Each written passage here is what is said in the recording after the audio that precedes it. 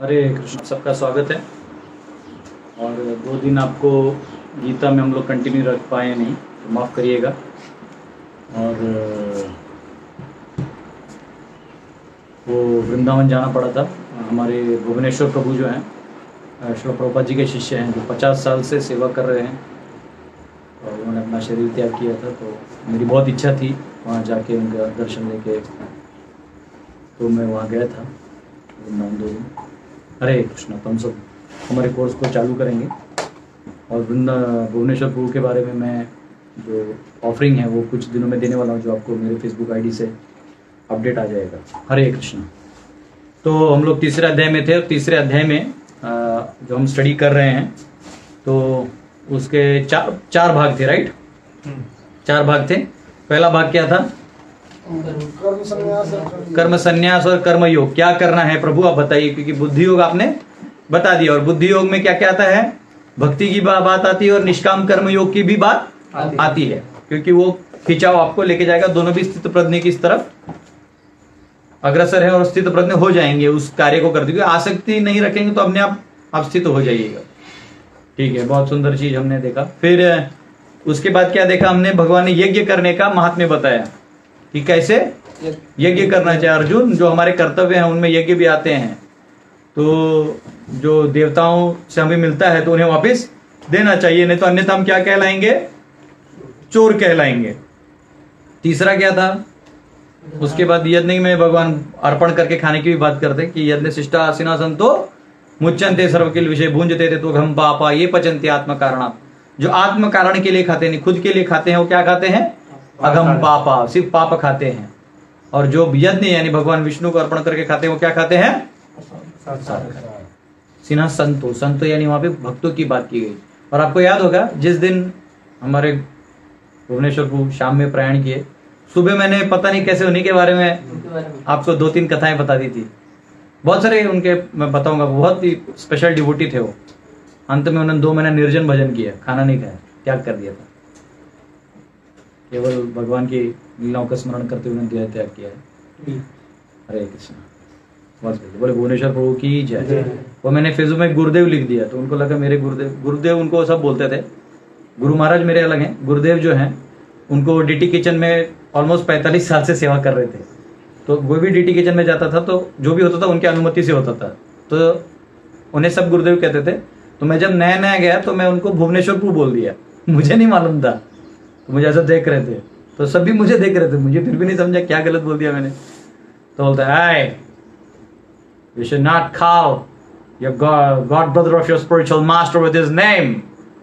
मतलब अपने गुरु महाराज के गुरु भाई को उनके नाम से नहीं पुकारना चाहिए। जैसे हमारे घर पे चाचा इत्यादि होते हैं बड़े, तुम नाम से नहीं पुकारते, उनको चाचा कहते हैं, कुछ और वर्ड होता है। तो मैंने बोला then how I call you, मैं आपको बुलाऊं कैसे? I asked them. तीन लोगों को पूछा क्या बोलना है, तो बोलते अरे हम लोग गुरुदेव बोलते, तू भी गुरुदेव बोलते। तो बोले yes Gurudev, that's like a good devotee. Bhuvaneshwar प्रभु की जय। तो फिर हमने वो देखा यज्ञ शिष्टा सीना संतो वाला। फिर उसके बाद तीसरे पार्ट में भगवान क्या समझाते हैं? उदाहरण स्थापित करिए। अगर आप ऑलरेडी भक्ति योग के स्तर पे हैं, निष्काम कर्म योग के स्तर पे हैं, फिर भी सकाम कर्मी और कर्मकांडियों के लिए भी आप क्या करिए?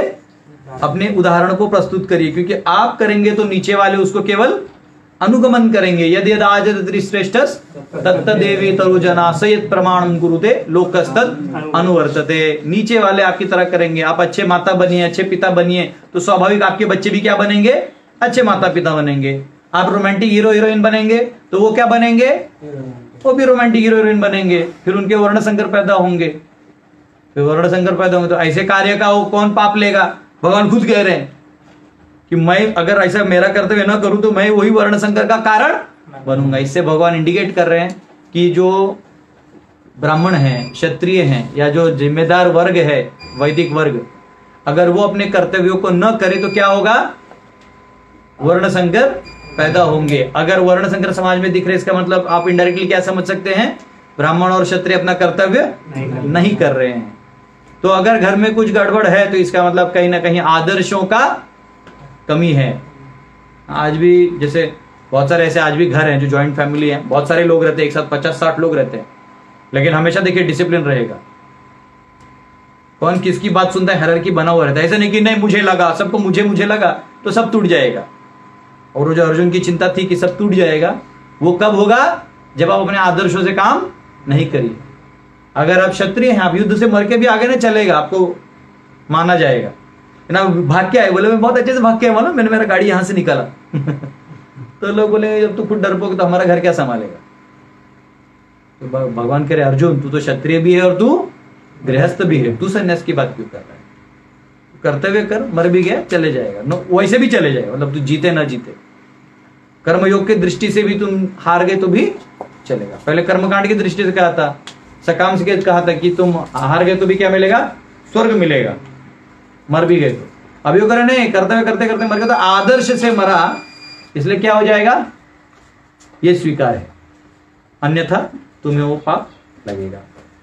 अब याद रखो, हम लोग निष्काम कर्म योग से भक्ति की तरफ जो बीच में ज्ञान प्राप्त होता है वो भी हमें प्राप्त होने वाला है।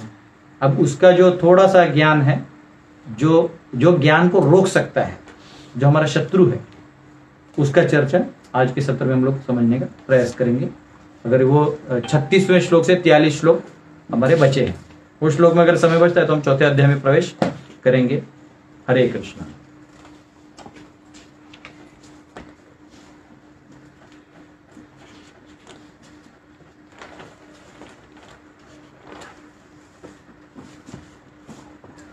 तो अर्जुन जो है 36वें श्लोक में सवाल पूछते हैं,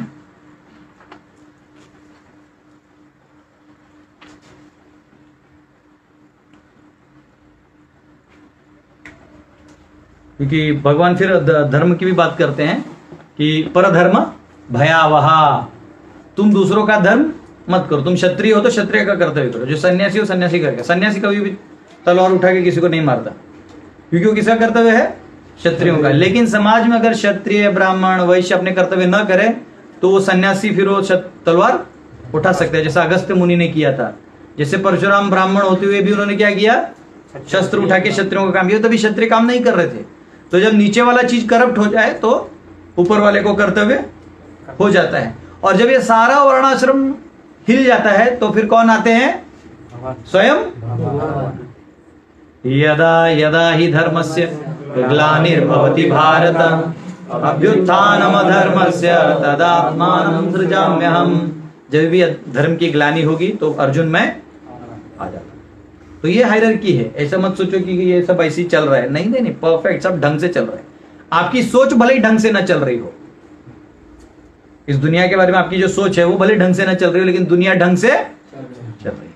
हमारा काम है भगवान को मदद करना। मदद क्या करना, मतलब भगवान की इच्छा में इच्छा मिला के अपना स्थान बना लेना उनके हृदय में। और क्या उनकी इच्छा है, वर्णाश्रम चले, धर्म चले, भक्ति चले, लोग मार्ग में जुड़े और अंत में भक्ति का रस आस्वादन करके मुक्त हो जाए। तो इस स्थापना में प्रभुपाद जी ने अपने सेवा किया, उनके शिष्यों ने सेवा किया। भुवनेश्वर को 45 साल डीटी किचन में सेवा की।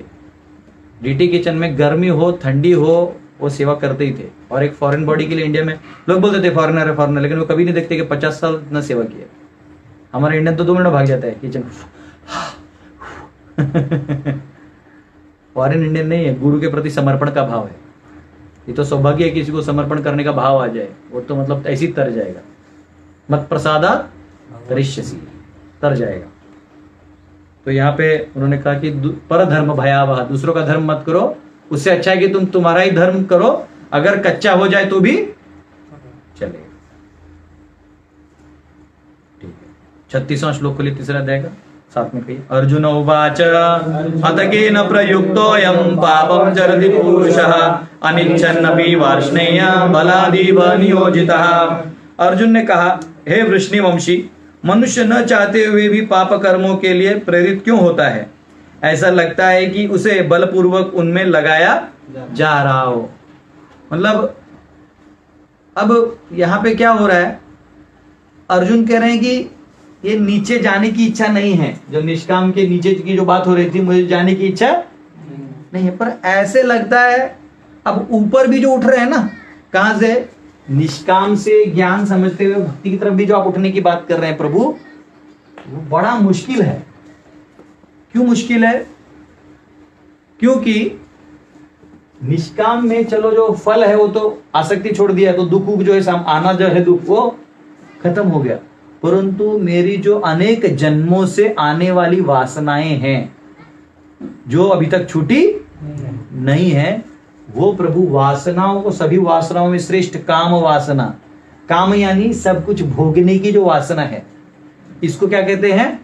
काम वासना। काम वासना केवल सेक्स लाइफ नहीं होता, ये इंद्रिय भोग है। यानी ये जैसे आप अभी रूम देख लो, ये मेरे लिए, मतलब काम वासना मतलब क्या? हाँ ये रूम मैं लूंगा, इससे तो मेरा होगा, ये भी काम वासना, पॉजिटिव मेंटालिटी।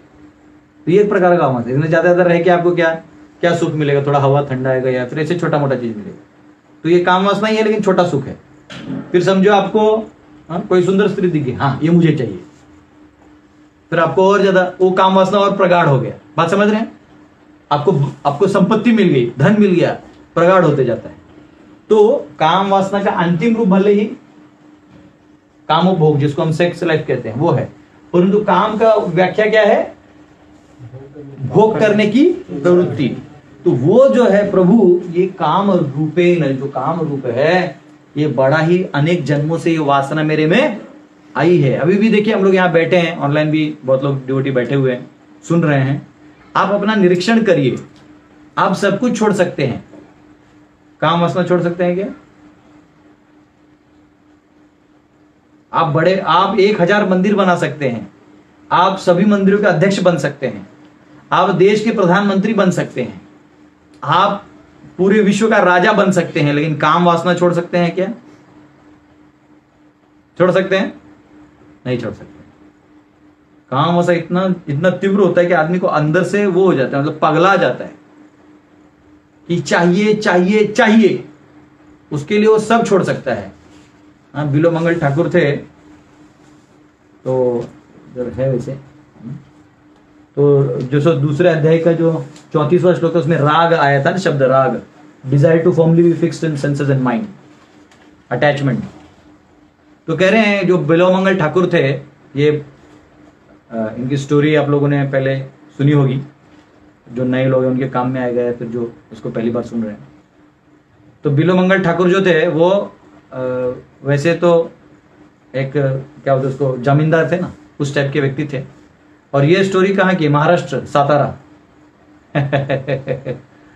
ये वही सातारा की स्टोरी है ना, बिलोमंगल ठाकुर। हाँ, माउली। कभी आप जाइएगा, वहां पे अभी भी वो जगह है, कृष्णा नदी है ना, बड़ा कृष्ण वेण्णा संगम है, तो आपको वहां मिलेगा। तो ये बिलोमंगल ठाकुर जो हैं, तो इन्होंने क्या किया, ये एक्चुअली इनका खुद की पत्नी थी, सब था, घरदार ऐसा सब था, और संपत्ति वगैरह बहुत थी। लेकिन क्या होता है कि ऐसा बोलते हैं ना, the lust can not be satisfied to any degree of accomplishment. मतलब ये लस्ट ऐसा चीज है, काम, कि उसको जितना डालिएगा ना उतना ये बढ़ते जाता है। जैसे अगर आप किसी अग्नि में तेल डालिएगा तो क्या होगा? और बढ़ेगा, ये और बढ़ेगा। तो इंद्रिय तृप्ति भी क्या है, वो काम की वासना को और बढ़ाती है। अच्छा, छोड़ दीजिएगा तो क्या करता है? तड़पाती है, पगला देती है, इसे एकदम पागल हो जाता है आदमी। मैंने एक आदमी को देखा, उसका काम वासना इच्छा पूरा नहीं हो रहा, तो रात भर गमले तोड़ रहा था वहां मंदिर में। तो उसको प्रेसिडेंट ने बोला, अरे क्या हो रहा है तेरे को? हाँ, तो उसको बोला, भैया तुम शादी कर लो पर एक गमले मत तोड़ो मंदिर। तो कोई दिक्कत नहीं है। आप तो क्या होता है, नहीं मैं कैसे लोगों में बताऊं कि मुझसे, नहीं वैसा कोई दिक्कत नहीं है। इसलिए उसको बोलते हैं रेगुलेटेड होना चाहिए, नियम में। वो आगे आने वाला है, पर हम उसका ऐसे अभी बस एक समझा रहा हूं।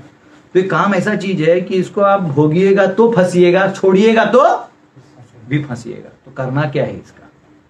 तो मराठी में क्या बोलते हैं, धरलं तर चावते आणि सोडलं तर रडते, क्या पळते। छोड़ दिया तो भाग जाता है, पकड़ लिया तो काट लेता है। कुछ करना क्या समझता नहीं, छोटा बच्चा होता है ना, ऐसे कुछ तो है ना, उदाहरण देते लोग।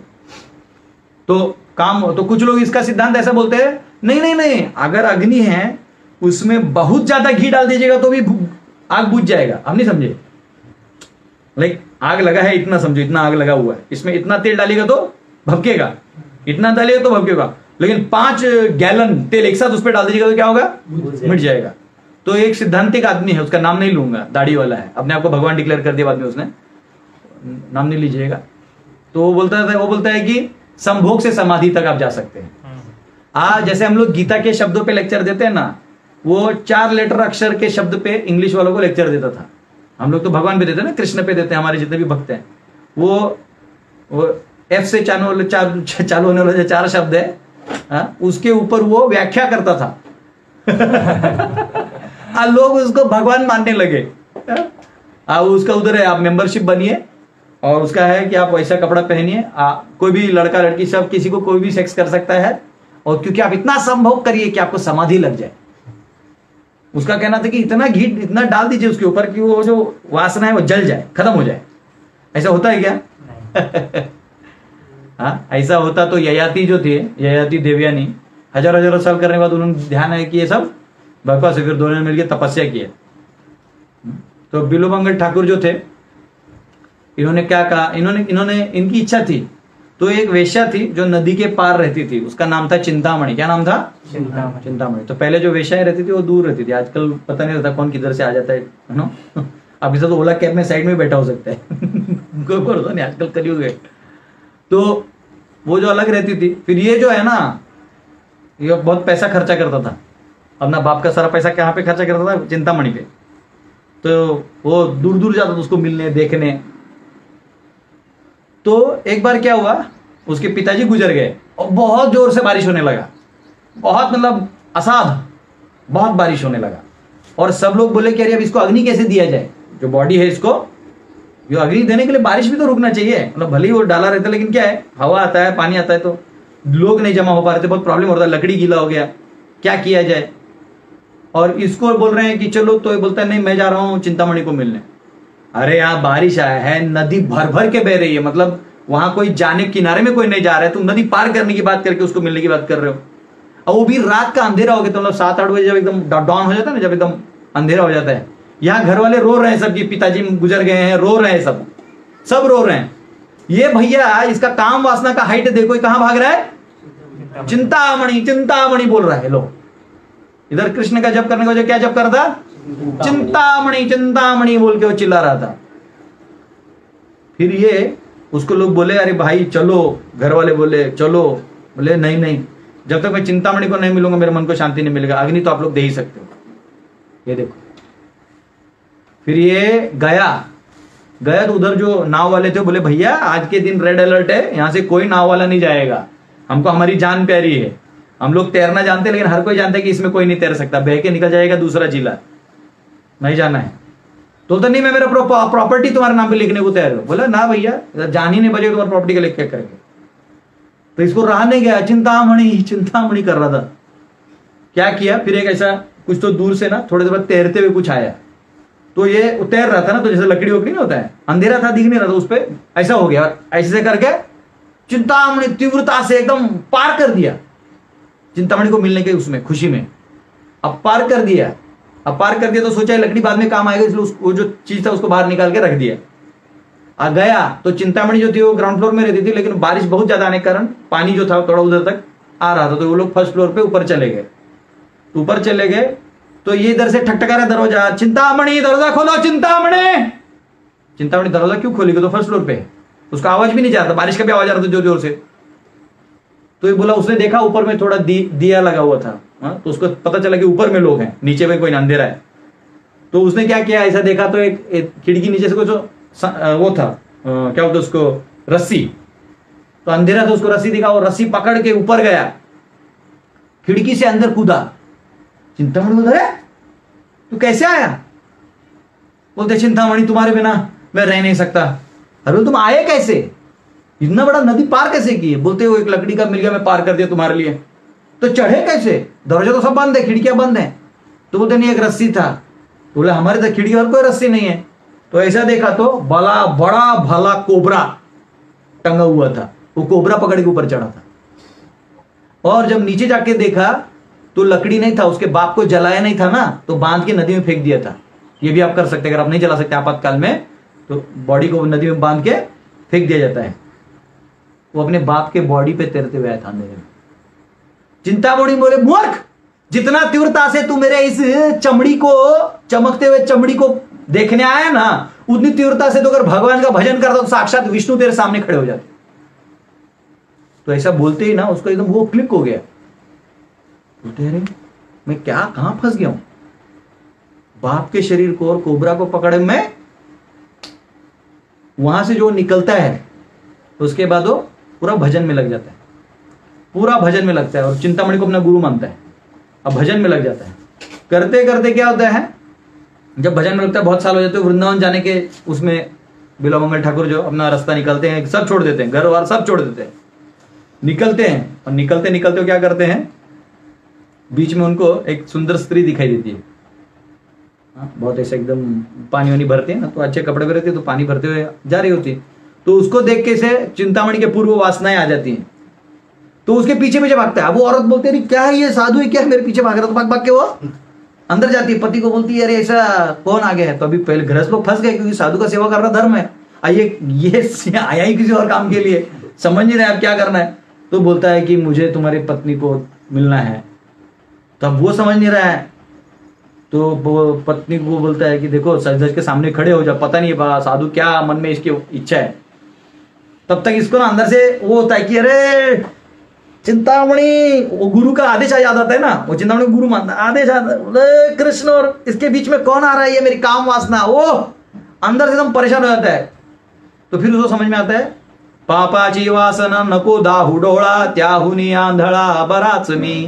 तो तुकाराम महाराज कहते हैं कि अरे इन आंखों से पाप देखने से अच्छा होगा आंख ही नहीं रहे, पर ऐसा हमको नहीं करना चाहिए। पता चला आंख भी गए और बाद में काम वासना वैसे ही बचा रह गया तो प्रॉब्लम हो जाएगा। तो उन्होंने क्या किया, बोला माता आपके जो दो पिन लगाए थे ना साड़ी में, बोले पिन दीजिए, तो दे दिया, फक करके आंख फोड़ दिया, बोले न रहेगा बांस, बोली बांस, आंख ही फोड़ दिया। फिर वो एकदम भजन में लग गए, उसके बाद अंधे हो गए, भजन करने लगे जाते जाते, और फिर उनको जब वृंदावन पहुंचे तो उनको दिख नहीं रहा था, तो उनको किसी ने बोला बाबा वृंदावन आ गया है।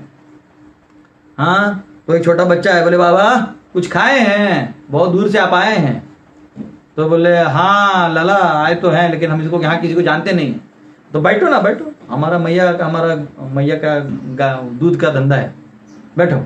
तो दूध पिलाया, छाछ पिलाया, खाना खिलाया। बोलते हैं अरे बाबा हम सुने तुम तो भजन वजन बहुत सुंदर करते हो, रास्ते के लोग बता रहे थे। बोलते हैं हाँ बस प्रभु के गुण में लगे रहते हैं, अरे सुनाओ कुछ। और जो बच्चा है वैसे बैठ गया, बाबा जो है सुनाए जा रहे भजन। करारविंदे न पदारविंदम मुखारविंदे विनिवेशयन्तम वटस्य पत्रस्य पुटे शयानम बालम मुकुंदम मनसा स्मरामि। श्री कृष्ण राधा वर गोकुलेश गोपाल गोवर्धन नाथ विष्णु जिह्वे पिबस्वामृतमेत देवा गोविंद दामोदर माधवेति। और वो बच्चा सुन रहा है और वो मस्त गा रहे हैं। बाद में बाबा अब रात हो गया है, अब सो जाओ, मैं कल आता हूं। तो बाबा ने ऐसा पकड़ा उसको, बोले क्या तुझे लगता है हम तुझे आंख नहीं तो नहीं पहचान पाएंगे? बोलते एक कान्हा। बोलते हम कान्हा होना नहीं, बुढ़वा छोड़ मुझे। छोड़ छोड़ छोड़ मेरी माँ मेरे को। बोलते अरे इतनी मधुर वाणी और किसी की हो सकती है जो मुझे झूठ बोल रहे हो? अरे हमारा आंख नहीं तो क्या, हम दर्शन तो तुम्हारा कर लिए हैं, अब हम गलती नहीं करेंगे। तो उधर से वो बालक बोलता है अरे चिंतामणि तुम्हारे पिछले जन्म की गुरु थी, हम ही भेजे थे तुम्हें हमारे पास लाने के लिए। तो अब कंफर्म हो गया ये कौन है? भगवान कृष्ण। बोलो कृष्ण कन्हैया लाल की। तो काम का उत्तर क्या है? काम वासना को कहां लगाना होगा? हटा के काम के इंद्रियों को निग्रह करते हुए अपने चित्त को कहां लगाइए? भगवान में। तो काम रूपी जो दुश्मन है उसको प्रेम रूपी भगवान की भक्ति में लगा दीजिए, क्योंकि काम कुछ नहीं तो हमारा जीव का जो स्वभाव है प्रेम, उसका रिफ्लेक्शन रूप है ये। मैंने बोला ना इस भौतिक जगत में क्या है, हर कुछ प्रतिबिंब रूप में है। देखा प्रकृति के बारे में बोला था, रिफ्लेक्शन थियरी है, सब कुछ रिफ्लेक्शन है। यहाँ प्रेम भी हमारा नकली है, चीजों के लिए, भौतिक पदार्थों के लिए हमारी प्रेम है। असली प्रेम हमारा आत्मा का किससे है? भगवान से। लेकिन यहाँ आते ही क्या दिखता है? परछाइयां, तो उनमें हम लगे रह जाते हैं, मेरा बेटा मेरा पोता, इसमें लग जाता है, चेतना यहाँ लग जाती है। और यहाँ चेतना लगी तो दुख मिलता है। तो काम वासना क्या है? जो वहां का दूध है वो यहाँ पे इमली का संपर्क में आके फट गया, दही बन गया। दूध बन गया दही, तो प्रेम बन गया काम। आप नींबू निचोड़ दीजिए तो क्या हो जाएगा, दही बन जाएगा, फट जाएगा, समझ रहे हैं। तो प्रेम था, वो क्या बन गया, काम बन गया। तो ये काम वासना दुष्पूरेण अनलेन वा, बहुत क्या है, बहुत क्या है, इसी श्लोक में आता है ना दुष्पूरेण अनलेन वा। कहाँ लिखा है, नहीं वो सॉरी वो आगे आएगा, इतने 36 में, इसी में तो है। अनिच्छन अपनी, नहीं इसमें नहीं आएगा, आगे आएगा, वो आगे भगवान बताएंगे। अनिच्छन अपनी वार्ष्णेय, हे प्रभु ये क्या मुझे रोकता है बताइए, ये क्या रोक रहा है, प्लीज मुझे बताइए। तो भगवान अभी कहते हैं 37वां, कामेश क्रोधेश रजोगुण समुद्भवः महाशनो महापाप्मा विद्येनम यह वैरिणम।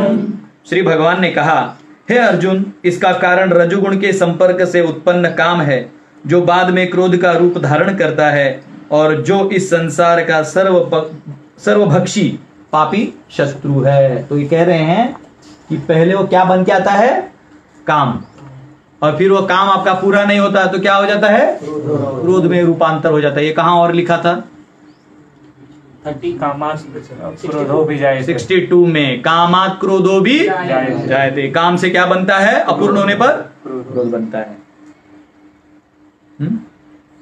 तो ये हमने देखा। तो यहाँ पे उदाहरण दिया जाता है, मैंने जो भी आपको कौन सा उदाहरण दिया प्रबंध में बताया है, इमली से क्या होता है, दूध क्या बन जाता है, दही बन जाता है। वैसे ही भौतिक चीजों के संपर्क में आते ही क्या हो जाएगा, हम लोग भौतिक चेतना हमारे अंदर प्रवेश कर जाती है और उसका पहला रूप क्या बन जाता है, काम। तो जैसे काम है, ये रजोगुणी है, क्या है, रजोगुणी। जो ही भौतिक पदार्थ के संपर्क में आएंगे तो रजोगुण से काम आएगा, और काम नहीं पूरा होने पर क्या बनेगा, गुस्सा। क्रोध क्या चीज है, तमोगुण है, क्या है, तमोगुण। और उसके बाद आएगा भ्रम बन जाएगा उसका। अब भ्रम से पूरा भौतिक संसार आपको प्यारा प्यारा लगने लगेगा। इस भ्रम में जैसे छोटे बच्चों को खिलौना नहीं देते, लोग खेलते, छोटे बच्चे कैसे खुश रहते हो, उनको वो खुश रहते, उसी में खुश रहते हैं। से भगवान ये काम वासना सब दे देते, हाँ खुश रहते, भौतिक संसार में मरे पड़ो। तो अभी यहाँ प्रभुपाद क्या समझा रहे हैं कि अगर आप प्रिस्क्राइब्ड लिविंग लिखते हो, जो अपने कर्तव्य हैं उनको करते हो, तो क्या हो जाएगा, आपका जो काम है वो रजोगुण से कहां आ जाएगा, सत्वगुण में आ जाएगा। ठीक है, क्योंकि आप रेगुलेट कर रहे हो, तो पूरा भोग में लगे रहोगे या त्याग भी टोटल कर दोगे, तो दोनों भी क्या है, रजोगुण और तमोगुण का प्रभाव है। सत्वगुण में क्या होगा, आप उसको रेगुलेट कर दो। रेगुलेट करने से क्या होगा, आप काम वासना में जो क्रिया है उसमें लगे हो, और रेगुलेटेड वैसे धीरे धीरे आपके इंद्रिय क्या है, संयम में आ रहे हैं, और वो करने से ही जो है गुडनेस और एलिवेशन होगा, आपका प्रगति होगा। तो ऐसा कहा जाता है, छांदोग्य उपनिषद में आता है कि भगवान ही अपने आप को अनेक में विस्तार किए। क्यों किए, Lord expanded himself into many. भगवान एक से अनेक हो गए, क्यों, अपनी प्रसन्नता के लिए। लेकिन उसको फ्री विल दिया जो अनेक में है, वो अपना फ्री विल छोड़ देता है तो उसको भगवान इस माया संसार में डाल देते हैं। माया का मतलब क्या है, जो नहीं है उसको और एक उसका डेफिनेशन है, मां मुझसे बहुत माया करती है, प्रेम करती है। तो ये जो भौतिक संसार है भगवान का क्या है, भगवान की तरफ से प्रेमी है। इसलिए आगे चौथे अध्याय में आएगा आत्म माया, कि मैं मेरे प्रेम वश कर आता हूं, माया में नहीं आता हूं। समझ रहे हो, भगवान की कोई माया नहीं है, वो भौतिक मतलब भ्रम वाली माया नहीं है। ये कौन सी वाली माया है, हाँ आध्यात्मिक। तो यहां पे वो कह रहे हैं भगवान बहुत हो गए, लेकिन वो थोड़ा सा जो उन्होंने फ्री विल दे दिया जीव को, उसे क्या हो गया, वो थोड़ा सा फ्री विल देने से उसने क्या किया, वो अगर वही फ्री विल से वो सेवा करेगा, सेवा भाव ऑलरेडी है, वो करेगा तो क्या होगा, वो प्रेम का अनुभव करेगा। और सेवा भाव छोड़ के भौतिक संसार में इंद्रिय तृप्ति में लग जाएगा तो क्या हो जाएगा, वो डूब जाएगा, भौतिक संसार में गोते खाते रहेगा। तो इसलिए कहा गया है शास्त्रों में, अथा तो ब्रह्म जिज्ञासा, कि इसलिए तुम अब मनुष्य शरीर पाए हो तो ये काम को कैसे निकालना है इसके बारे में खोजो तो कहां मिलेगा? ये काम आया कहां से? तो देखो प्रभुपाद भागवतम का रेफरेंस देते हैं। पहला 1.1.1 क्या है वो सबको आना चाहिए। जन्मादियस्य यतोन्वयादितरतश्चार्थेषु अभिज्ञस्वराट् तेन ब्रह्म हृदयादि कवये मुह्यन्ति यत्सूरयः तेजो वारिमृतां यथा विनिमयो यत्र सर्गो मृषा धाम्ना स्वेन सदा निरस्तकुहकं सत्यं परं धीमहि। वो कहते हैं कि जन्मादि अस्य यतः, ये कहां से आता है? जो भी संसार में आपको दिखाई दे रहा है उसका मूल स्वरूप कहां पे है? भगवान में है। तो इसका मतलब ये काम भी कहां है? भगवान में है, लेकिन वहां वो प्रेम रूप में है और यहां पे ये रिफ्लेक्शन है ना, परछाई, इसलिए।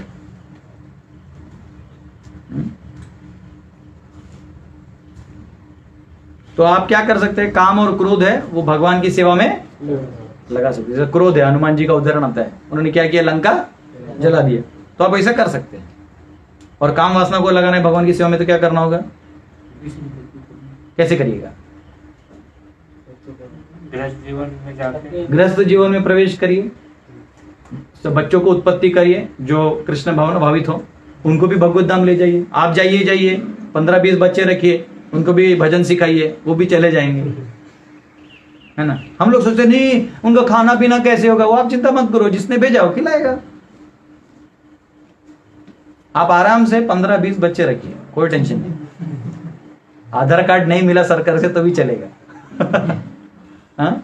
कई बार लोग बोलते प्लानिंग करने लगते लोग, ये क्या प्लानिंग है? कभी प्राणियों को देखा प्लानिंग करते हुए कि अच्छा आफ्टर 2 years ऑफ मैरिज? ऐसा कुछ नहीं है, वो फ्लो है, वो चलते रहना चाहिए। साइकिल है, आपका लाइफ साइकिल एक जगह और प्रकृति का लाइफ साइकिल एक जगह, चलने दो। तो पता चला बूढ़े हो गए 35-40 के, तब बोलते अभी हमको बच्चे चाहिए, तो कहां से होगा? फिर किसी और का लेके बनाना पड़ता है, समझ। ऐसा नहीं होना चाहिए। ये आर्टिफिशियल जो हो गया है ना, ये डॉक्टर लोगों ने क्या कर दिया है, जितना भी इनको आर्टिफिशियल चीजों में सक्सेस आया उसको जीवन में उतार दिया। हाँ, जैसे IVF का बच्चे आते हैं ना, क्या बोलते? फर्टिलिटी क्या IVF? हाँ, मतलब वो आर्टिफिशियल है, किसी और के शुक्राणुओं को लेके आया, आपके ही पति की शुक्राणुओं को लेकर डाल करो, जरूरत क्या है? राइट टाइम पे समय पे शादी करिए, बच्चे होने ही होने हैं। लड़कियों के लिए 16 से 18 में शादी हो जाना चाहिए, लड़कों के लिए 20-22 तक हो जाना चाहिए। नहीं करोगे बॉयफ्रेंड गर्लफ्रेंड ढूंढ ही लेंगे, उससे अच्छा शादी करवा दो, प्रोजनी भी हो जाएगा। जब तक वो 50-55 का होगा, बच्चा अपने पाँव पे खड़ा हो जाएगा, आप भी वानप्रस्थ लेके धार्मिक कार्य में और तीव्रता से उतर सकते हैं। लेकिन आप 40 में शादी करिए क्योंकि आपने कंप्यूटर इंजीनियरिंग किया, बाल नहीं आया, बाल उगते उगते 40 हो गया, फिर तब तक आपको अम्मा जो सॉफ्टवेयर में है वो 35-40 की हो गई, वो मिली, और दोनों भी इस टेंशन में, उनको टेंशन में, डिप्रेशन में, उनका बॉडी भी उतना सुटेबल नहीं है। पता चला आपने 2 बच्चे अडॉप्ट कर लिए और वो आपका सुन ही नहीं रहे हैं। आप संस्कार क्या दीजिएगा? 40 तक तो आप ही बिन संस्कार के थे। जब तक आप किसी गुरु ऐसे कोर्सेस करके संस्कार लीजिएगा, तब तक पता चला बेटा कहीं और संस्कार लेके आ गया, तो क्या फायदा हो जीवन का? वो मनुष्य जीवन है ही नहीं। इससे अच्छा तो प्राणी है। कभी प्राणियों को देखा है क्या मैनेजमेंट करते हुए? हम लोग बहुत ज्यादा मैनेजमेंट में लग जाते हैं, कैसे होगा, अरे क्या होगा। मस्त, मैं कहता हूँ क्यों सॉफ्टवेयर में फ्लैट लेने जाते हो 100 1 करोड़ का, है ना, 50 लाख 1 करोड़ का फ्लैट लेके टेंशन लेते रहते। उससे अच्छा गरीब में सिंपल में रहो, 6x6 के रूम में, खेत रखो 4-5 एकड़, उपजाओ, खाओ, सुबह राई का तेल लगाओ, मस्त हट्टा कट्टा बनो, कोई IVF का जरूरत नहीं है। हाँ भाई, मैं ऑनेस्टली कह रहा हूं, आज हमारा समाज इतने नीचे गिर चुका है, 3rd क्लास, कि हर चीज के लिए आप आर्टिफिशियलिटी को ही उठा रहे हो। अपनी इम्यूनिटी को नहीं बूस्ट करते हुए उनके जिंक खाने में हम लगे हुए हैं। हमारा नारियल पानी पी लेने के बजाय उनका हम सलाइन लगाने में लगे हुए हैं, तो क्या फायदा? जो भगवान ने दिया है उसको छोड़ के हम क्या कर रहे हैं? आर्टिफिशियल इस्तेमाल कर रहे हैं। तो ये डेंजरस है, ठीक है। हरे कृष्णा। तो ये कह रहे हैं कि ऐसा है। फिर इसमें अभी आचार्य कहते हैं कि जो वासना है ना, ये कभी अपने आप से एक्ट नहीं करती। यानी अगर वासना है भी तो तभी एक्ट करेगी जब आपकी इच्छा होगी। लेकिन क्योंकि आपके पास अभी आप है, वासना बची हुई है और भौतिक प्रकृति आप डील कर ही रहे हैं, तो कहीं ना कहीं टुक करके वो फ्रीक्वेंसी मैच हो जाएगा। आप समझ रहे हैं? क्या हो जाएगा? मैच हो जाएगा। जैसे आपके पास रेडियो है, समझो आपके पास रेडियो है, आपको फिल्मी गाने नहीं भी सुनने हैं, फिर भी जब आप भजन वाले गानों के फ्रीक्वेंसी में जाते जाते बीच में वो बज सकता है पुराना गाना, और उसी में क्या हो सकता है, आपकी वासना थी थोड़ी सुनने की, अब वही गाना लगे तो थोड़ा छोड़ देते हैं तो क्या होगा, आपको भले ही अभी वासना है, मालूम है आपको छोड़ना भी है, लेकिन इस संसार में वो मिलने लगेगा तो क्या होगा, आप कहीं ना कहीं फंस सकते हैं। तो यहां कहा गया है कि फंस सकते हैं। महाभारत में आता है 13वां जो खंड है उसका 94 अध्याय 271 श्लोक, वही ऐसे प्रकार का श्लोक श्रीमद् भागवतम के 9वें स्कंद के 19वें अध्याय के 13वें श्लोक में आता है। यत् पृथिव्याम व्रीहि यवनम हिरण्यम पशव स्त्रियः नालम एकस्य तत्सर्वम इति मत्वा शमम व्रजेत। All form of food, gold, animal, woman is not enough for one person. एक आदमी के लिए ये सब कितना भी सोना चांदी ये सब भर दीजिए, ये एक आदमी के लिए काफी काम वासना खत्म होने वाला नहीं है। One should have peaceful mind. और अगर आपको निकालना है तो क्या करना होगा, आपके मन को शांत करना होगा। और ऐसा कहा गया है शास्त्रों में कि काम वासना जो है इसको आप साम दाम दंड भेद से भी निकाल नहीं सकते। तो साम आप उसको समझाइए, कितना भी काम वासना को समझाइए, अब आप ऐसा मत करो, ये सब मैं ऐसा विचार नहीं करूंगा हाँ, काम वासना छोड़ने के लिए आप प्रार्थना करते हो तो फिर क्या होता है, वो प्रार्थना के 1-2 दिन रहता है, फिर तीसरा दिन प्रकट हो जाता है, प्रभु अरे बोले तू वापिस आ गया हाँ? समझाने से नहीं समझेगा। दाम, उसको पैसा देके समझने वाला है क्या, बहुत सारा बंगला आ जाएगा तो काम वासना खोल हो जाएगा, खत्म नहीं। दंड भेद नीति करिएगा, उसे तो कोई फर्क नहीं होगा। भेद ही कर दीजिएगा, आपसे हम कोई स्त्री का चर्चा नहीं करेंगे, नहीं सुनेंगे। लेकिन मन का क्या, मन टुप करके यहां से ऑनलाइन चालू हो जाएगा, इसका अलग रेफरेंस है, करिएगा क्या। तो इसका एक ही उपाय है, क्या है, दंड देना है। दंड मतलब क्या, ये नहीं कि रोज अपने को मारना है चपाक, वैसा नहीं करना है। क्या करना है, दंड यानी आपको अपनी इंद्रियों को निग्रह में रखते हुए अपनी चेतना को भगवान की सेवा में लगाना है, ये उसका सॉल्यूशन है। ठीक है, 1 मिनट पानी पी लो।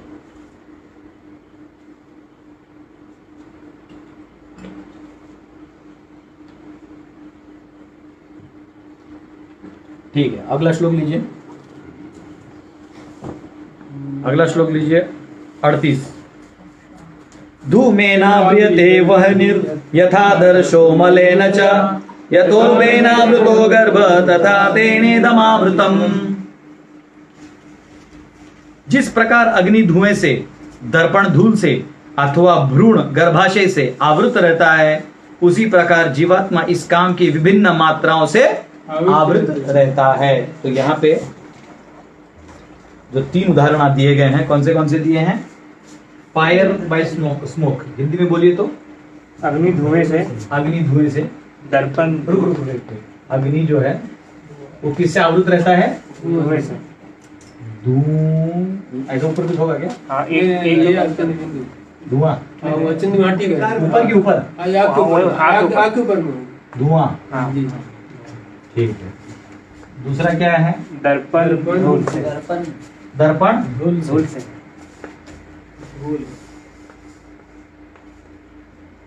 ये दूसरा उदाहरण है। तीसरा भ्रूण गर्भाशय, भ्रूण और गर्भाशय ना, हाँ, गर्भाशय। तो हाँ भ्रूण, हाँ ठीक है, वो गर्भाशय उसके ऊपर है। भ्रूण क्या है, गर्भाशय, ऐसे होगा आदर्श, पूरा यही ना, हाँ। गर्भाशय। तो अभी यहाँ समझाया गया है कि जैसे 3 होते हैं वैसे अलग अलग काम के आवरण होते हैं। तो यहाँ कहा गया है ये जो पहला वाला चीज है अग्नि धुआं से, इसमें ये मनुष्यों के लिए लागू बताया गया, इनके लिए ये सिचुएशन, ऐसी काम वासना कहाँ है, मनुष्यों में है। क्यों, क्योंकि यहाँ पे आग की चिंगारी दिखाई देती है। अगर आप देखिएगा धुआं और अग्नि है, तो धुआं है भी तो वहां पे अग्नि है, तो वो जो अग्नि है वो हमारे ओरिजिनल जो प्रेम की जो अग्नि है वो थोड़ी सी आवरण जो है, देखिए चेतना कैसे होता है, जितना आप निम्न योनि में जाइएगा उतना आपका कवरिंग जड़ होते जाता है, अचेतन होते जाता है। उदाहरण, अब हम मनुष्य देखते हैं, जो मनुष्य है, तो जो मनुष्य है इसकी जो चेतना है वो समझो अगर 80% जागा है और 20% तो है मतलब शरीर ही ऐसा बना हुआ है। यहां देखिए कोई आपको अपमान करता है ना, आप जागते कि नहीं? बोले है भिखारी, कंगाल, कुछ ऐसा बोल देते हैं हमको तो हम लोग एकदम मतलब पता ना गुस्सा आना, मेरे बारे में बोला। अस्मिता जो है, आत्मज्ञान थोड़ा सा ज्यादा होता है। और फिर भी 20% हम लोग, और इसमें भी वैरायटी है लेकिन ले लो पैसा। अब आप ले लो प्राणियों में, प्राणी यानी चारपूत पशुओं की बात कर रहा हूं मैं। प्राणियों में देखिएगा कितना है, तो उनमें भी ना एक 30% जागा रहता है और 70% सोया रहता है। कुत्ते को ना आप एक बार मारिए तो फिर भी आ जाएगा, 2 बार मारे तो नहीं आएगा। उसको लगेगा यहां रोज नहीं मिलता है, मारिए खान तो नहीं आएगा। उसकी चेतना और उसको सामर्थ्य भी वैसे ही दिया होता है। आप समझ रहे हैं? सामर्थ्य भी वैसे दिया है। मनुष्य जो है हवाई जहाज में उड़ सकता है पंछियों की तरह। आप देखिए, आप कोई भी एक्सरसाइज कर सकते हैं। कुत्तों को देखा एक्सरसाइज करते हुए? जुम्बा डांस देखा है? तो वो फ्रीडम है, आप सोच सकते हैं, आप लिख सकते हैं। प्राणी वो सब नहीं कर सकते। तो ये आवरण है, वैसे प्रकार का शरीर का आवरण है। तो जितना आवरण जड़ उतना काम वासना जड़, या जितना आपका काम वासना जड़ उतना आपका आवरण जड़। तो आप इस मनुष्य योनि में आने के बाद जितना काम वासना रखेगा उस प्रकार का जड़ आवरण आपको मिलेगा। बात समझ में आया? आपने काम को निग्रह में नहीं डाला तो अगला जन्म क्या है वो उस प्रकार का। अब आप ले लीजिए पेड़, वृक्ष। तो क्या है वृक्ष का? और ऑलमोस्ट 95% ये जड़ है, 5% जागा है। ये ऑलमोस्ट अचेतन नहीं रहा, खड़ा ही है। इसको काटो चुप बैठते करेगा, ये हिल भी नहीं सकता। इसको ऐसा आवरण दे दिया कि तुझे धक्का खाना ही पड़ेगा। तो ये फर्क है। तो जितना आवरण, जितना आपका काम वासना ज्यादा उतना आवरण आपको बाद में जड़ दिया जाता। आपको मनुष्य योनि मिला है तो हमको धीरे धीरे इसको और भी बढ़ाते जाना है चेतना को। तो इससे क्या होगा? देवताओं का शरीर मिल सकता है, ज्यादा आवरण काली करे तो ब्रह्मा मिल सकता है। और एक्चुअली अगर आप मुक्त होना चाहें तो 100% हटा दीजिए, आप क्या हो जाइएगा? मुक्त हो जाइएगा। तो ये इसमें कहा गया। तो ये जो दूसरा उदाहरण है डस्ट ऑन मिरर, तो यहां कहा गया है कि यहां अग्नि में, जैसे अग्नि दिखता है ऊपर से धुआं, लेकिन अग्नि है तो कृष्ण भावनामृत का लेश आप में है, उसको ठीक से साफ करिएगा तो क्या होगा? और आग भपकेगा। तो ये मनुष्य के लिए, तो इसलिए आप अपना चेतना को जगाइए, कृष्ण भावनामृत जगाइए, भावनामृत जगाइए। दूसरा क्या है? दर्पण धूल का उदाहरण। तो ये आता है जैसे प्राणी है ना, पंछी और प्राणी, बर्ड्स एंड बीस।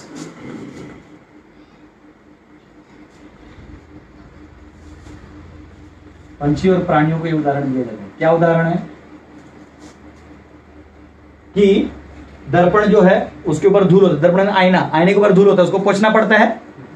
तो इनको जो प्राणी है इनको उतना ही चेतना रहता है। तो ये कहते हैं cleansing of dust on mind bye spiritual methods. तो ये मनुष्यों के लिए, अगर कोई मनुष्यों में भी इस चेतना में जी रहा है, बहुत ज्यादा काम वासना है, तो उसे क्या करना चाहिए? कम से कम नाम जप करना चाहिए। Best is to chant. Chanting method से क्या हो जाएगा? चेतो दर्पण मार्जनम, आपका जितना भी हो निकल जाएगा। और एम्ब्रियो कवर्ड बाय मूव, मतलब हेल्पलेस पोजीशन ऑफ चाइल्ड। हाँ, जो ये हेल्पलेस है, ये कैसा है? हेल्पलेस है। हेल्पलेस चाइल्ड लिख देता हूं इंग्लिश में।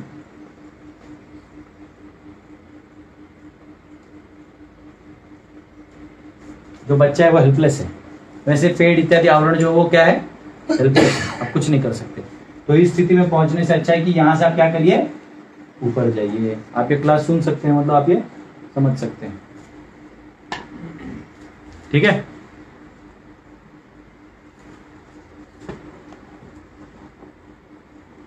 लिख लो इसको।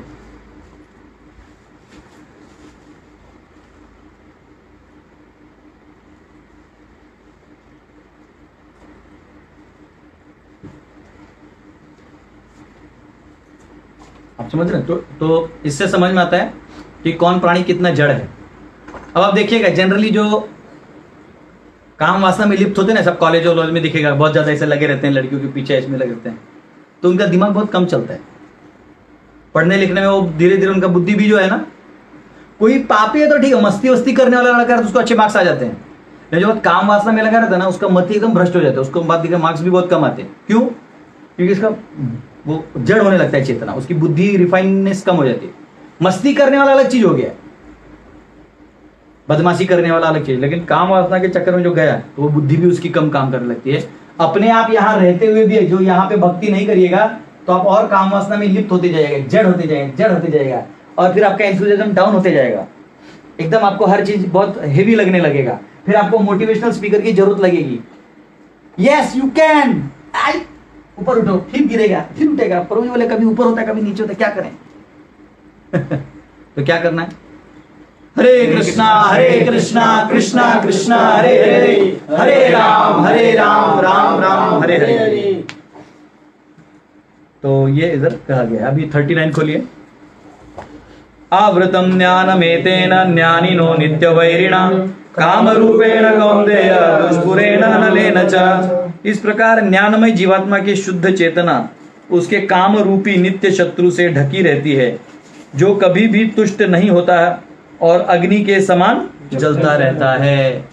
तो यहाँ कहा गया है कि आप कितना भी उसको दुष्पुरेण अनलेन च, अनलेन च, इट इज अलॉन्ग विथ, वो आपको ढक देगा। तो कह रहे हैं man's pure consciousness covered by eternal enemy in the form of lust which is never satisfied and burns like fire. Actually मैं तो समझो मेरे पास समय नहीं है, नहीं तो गीता के जो महात्म्य है ना, जो पद्म पुराण में मैंने स्टार्टिंग में बताया था, महात्म्य लिखा हुआ है, कहानियां लिखी हुई हैं जो शिव जी पार्वती को बताती हैं, जो लक्ष्मी जी भी बताती हैं, तो भगवान बताते हैं लक्ष्मी जी को। तो उनमें बहुत सारे ऐसे स्टोरी आते हैं। उसमें एक स्टोरी ऐसा था कि एक ब्राह्मणी थी, उसको बहुत काम वास्ता, रात भर भाग रही थी कि कोई मुझे मिले। वो एकदम परेशान थी, कोई नहीं मिला तो जाके एक पत्थर पे लेट गई। जब उस पत्थर पे लेटी तो उसको तृप्ति आ गई। बाद में पता चला वहां कोई तो एक अध्याय रोज पढ़ता था उस पत्थर पे कोई साधु, केवल उसके परिणाम से उसको मुक्ति मिली। तो गीता अगर हम अध्ययन रोज करते हैं तो क्या होगा? हमारे काम वासना खत्म हो जाएगा। ये भी एक पावर है।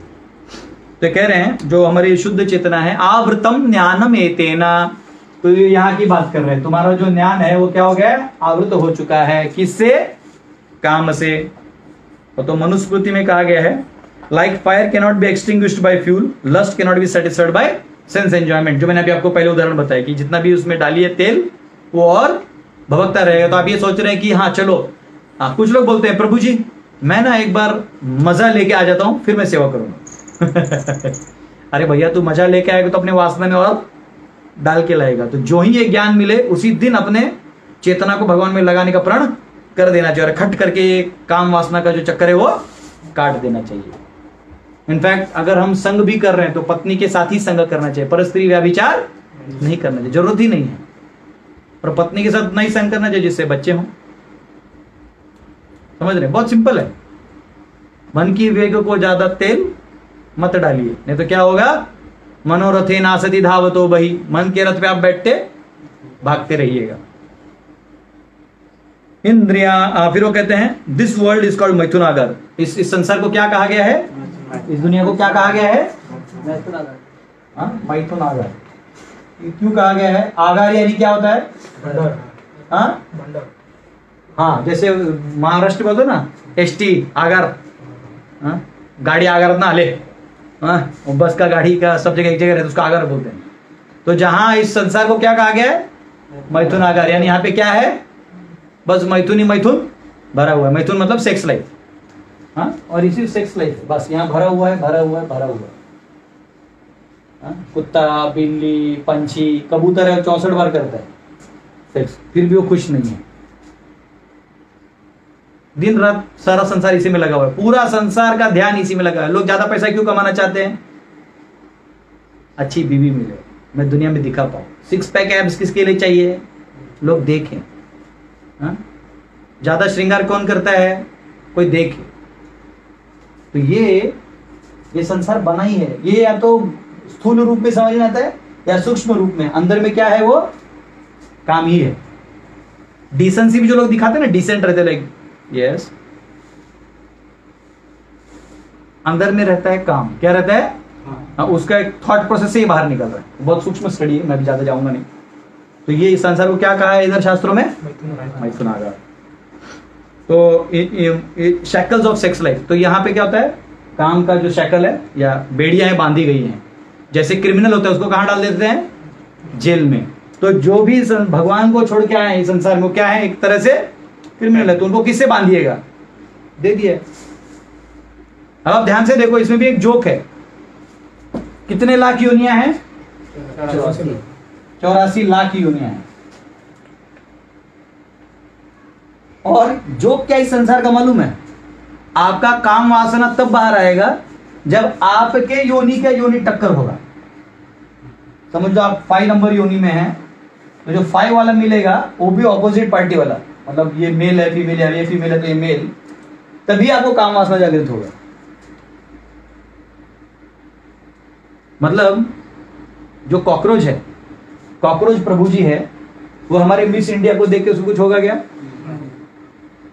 या हमारा जो मिस्टर यूनिवर्स है वो मिसेस कॉकरोच को देख के कुछ होगा क्या? तो कैसा बनाए देखो ये शक्ल, ये बेड़िया भी कैसे बनाई है। और पुरुष है तो स्त्री को देख के आकर्षित होगा अगर मनुष्य योनि में है तो। पर हमारा कल्चर इतना डिग्रेड हो गया है कि पुरुष भी पुरुष से आकर्षित हो रहा है। ये समाज की विकृति देखो कहां चली गई है। मतलब वो उस लेवल का भी नहीं। मुझे तो डाउट है इन लोगों को कौन सा योनि मिलेगा, इसके भी नीचे है। लोग बोलते हैं सर होमोसेक्सुअलिटी लीगल करना चाहिए क्या? अरे मूर्ख, वो लीगल होना हो इसके नीचे जाएगा, उसका क्या अगले जन्म में? तो ये क्या है? बेड़िया है। क्या है? बेड़िया बराबर बांध के रखा है।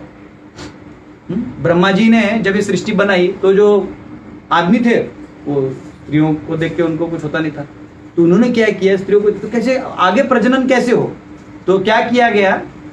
जो पुरुष हैं उनके आंखों में वीकनेस डाल दिया गया कि जो ही वो स्त्री का रूप देखेंगे उनके मन में काम वासना, वो जो वासना का हम बात कर रहे थे वो जागृत होगा। वो जो वासना हर जीव के साथ है ना, वासना कहाँ कहाँ है? हर जीव के साथ है।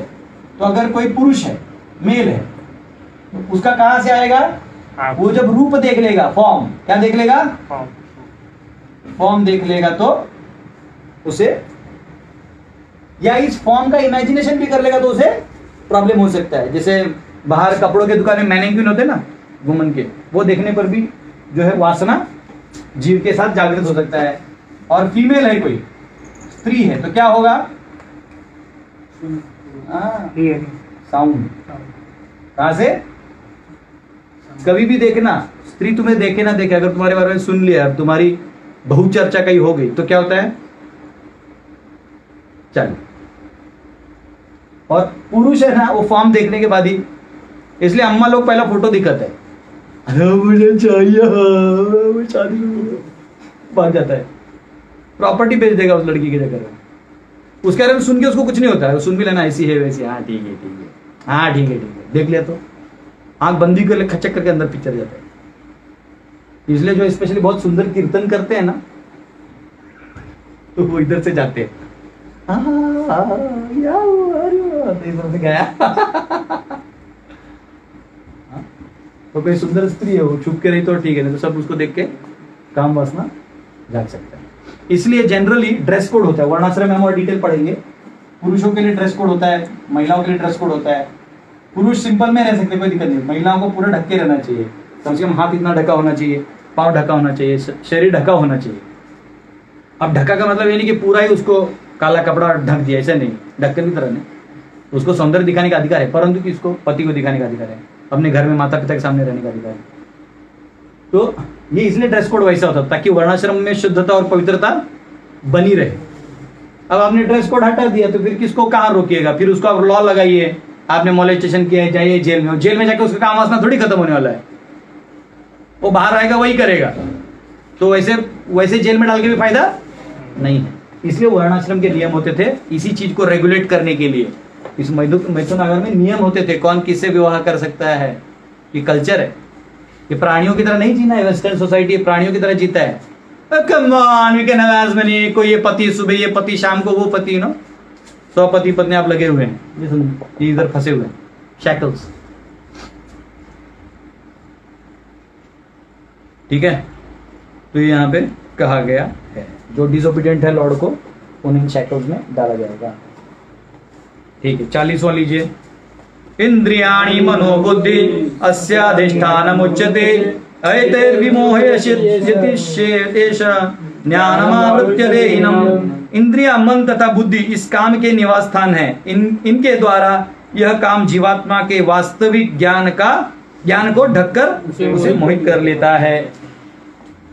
तो अभी जो ये श्लोक आने वाला है, ये श्लोक, अगला श्लोक और उसके अगला श्लोक, ये 3 श्लोक जो हैं, हाँ, ये जो अगले 3 श्लोक है ना, ये काम वासना कैसे काम करती है, ये कहाँ निवास करती है। जो वासना है ये कहाँ कहाँ छुप के बैठती है। जैसे खटमल होता है ना, और खटिया के नीचे, कपड़े के उधर, इसके उधर छुपा रहता है। तो आपको मालूम होना चाहिए कहाँ कहाँ रहते हैं। जहाँ पसीना आता है वहां खटमल पहुंच जाता है। जहाँ नाला, गंदा नाला होता है वहां मच्छर अपने आप आ जाएगा।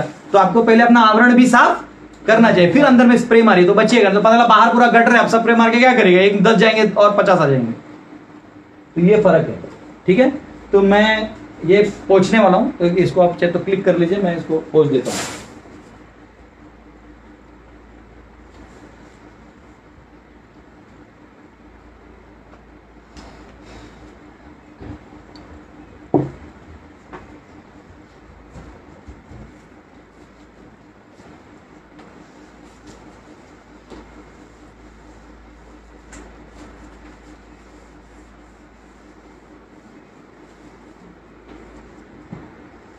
तो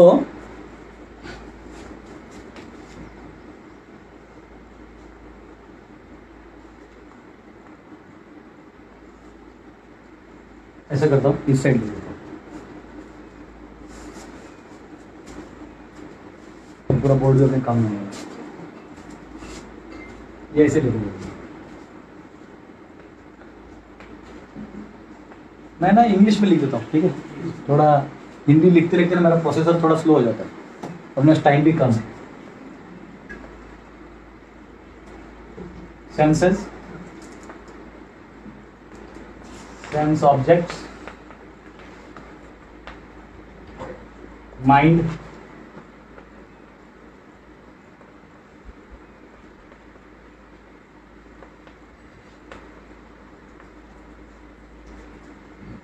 इधर ईगो जो है उसका मेंशन नहीं हुआ है। उसका कारण है ईगो जो है ना, एक्चुअली वो एक्चुअली उसमें लस्ट रखता नहीं, ठीक है। क्योंकि ईगो क्या करता है, आपको आइडेंटिटी देता है। लस्ट आपको आइडेंटिटी नहीं देता है। काम वासना आपको कोई आइडेंटिटी नहीं देता। जो आपका ये है वो देता है ईगो। तो आप आध्यात्मिक है, भगवान से कनेक्टेड है, तो ईगो जोड़ेगा। लाइक ऐसे समझिए, एक मिनट, भगवान है, सुप्रीम लॉर्ड, ठीक है। तो सुप्रीम लॉर्ड हैं और आप इधर ईगो समझ लीजिए। ईगो यहाँ कर लीजिए थोड़ा, और यहाँ सोल को रखिए। तो जो ईगो है इसको एक स्विच बना दीजिए। अगर आप प्रकृति से आइडेंटिफाई करते हैं, यानी मटीरियल नेचर से आइडेंटिफाई करते हैं, तो क्या होगा, आप यहां पहुंचेगा, आपकी चेतना कहां जाएगी, यहां डाइवर्ट हो जाएगी। और अगर आप भगवान से आइडेंटिफाई करते हो, आपकी चेतना यहां जाएगी। तो अगर आप यहां आपकी चेतना लगी है तो ये इधर का परिणाम आपको नहीं होगा। बात समझा? बात समझ में आया? ये भौतिक है, ये आध्यात्मिक। भगवान में चेतना लगा दी तो इधर का खेल खत्म। लेकिन जब तक शरीर है ना, शरीर, तो शरीर है तब तक तो ये खेल खत्म नहीं होगा। उतना समय तक तो आपको मार्ग निकालना होगा। अब साइकिल क्या कहा गया है, ये श्लोक में पढ़ो तो क्या लिखा है, जोर से पढ़ो, वापिस श्लोक पढ़ो। इंद्रिय, मन तथा बुद्धि इस काम के निवास स्थान है। इंद्रिय, सुनो, कहाँ कहाँ निवास है, देखो अभी काम वासना कहाँ कहाँ निवास करती है, कहाँ कहाँ निवास करती है, इंद्रियों में निवास करती है, यहाँ निवास करती है। और कहाँ निवास करती है, मन में निवास करती है। और कहाँ निवास करती है, बुद्धि। और क्या कहते हैं इधर, और इनके द्वारा यह काम जीवात्मा के वास्तविक ज्ञान को ढककर उसे मोहित कर लेता है। इन तीनों का रहने के कारण ये जो उसका इधर का ज्ञान है ना, इसको क्या कर देता है, ढक देता है। और उसको कहाँ डाल देता है, इधर डाल देता है। ठीक है, ये चौक का गिरता है कि ऊपर से गिरता है,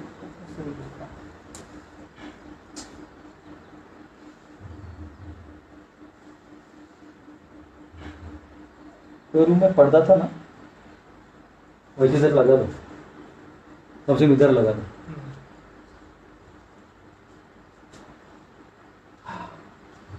तो कहाँ का निवास करता है? ध्यान देखो डायग्राम, इंद्रिय, मन और बुद्धि।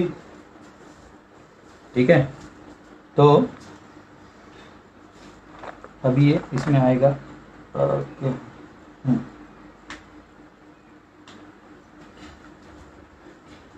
तो यहाँ ये जो वर्ष है वो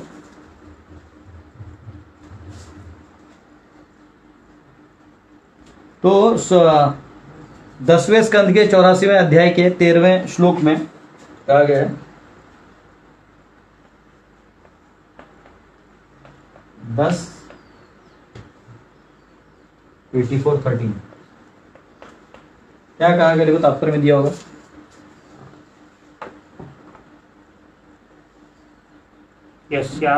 हाँ, ये कौन सा श्लोक है? 40 है ना? हाँ, यस्यात्म बुद्धि कुणपे धातु के स्वधि कलात्री दुषि भौमयि यत्तीर्थ बुद्धि सलिलेल न करहिचित जनेषु अभिज्ञेषु स एव गोखरः। वो कह रहे हैं जो मनुष्य इस त्रिधातु निर्मित शरीर का आत्मस्वरूप जान बैठता है, जो देह विकारों को स्वजन समझता है, जो जन्मभूमि को पूज्य मानता है और जो तीर्थ स्थलों की यात्रा दिव्य ज्ञान वाले पुरुष से भेंट करने के लिए नहीं अपितु स्नान करने के लिए जाता है, वह गधा या बैल के समान समझा गया है। तो यहां पे वो क्या कहा गया? जो इधर के चीजों को महत्वपूर्ण समझता है, इनको नहीं समझता है, वो क्या कहा गया है? सैव को कर। तो अहंकार अगर वहां लगाइएगा तो अब आप खेल खेलिए, अब आप जेल में आ गए हैं। ठीक है, ये कहा गया है यहाँ पे। तो यहां क्या है गया, ये जो इंद्रिय हैं इसमें प्रोपेंसिटीज होते हैं। क्या होते हैं? प्रोपेंसिटीज, यानी प्रवृत्ति कह सकते हो। क्या कह सकते हो? प्रवृत्ति। तो इसमें प्रोपेंसिटी होता है भोग करने का। क्या होता है? यानी प्रवृत्ति बनी होती भोग करने की। ओ देखो वो देना, कोई रुमाल दीजिए।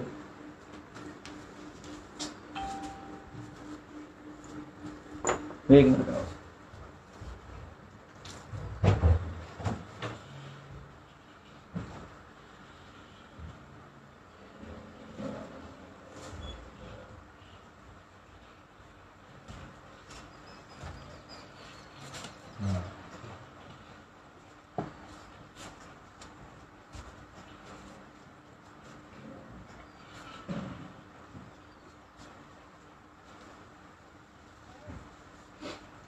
तो इसमें प्रोपेंसिटी होती है। क्या करने की प्रवृत्ति होती है? भोग करने की प्रवृत्ति। तो कहां होती है? इंद्रियों में होती है। फिर वो कहते हैं जो मन है reservoir of all ideas of sense gratification. और जो मन है इसमें क्या होता है? Reservoir of all ideas.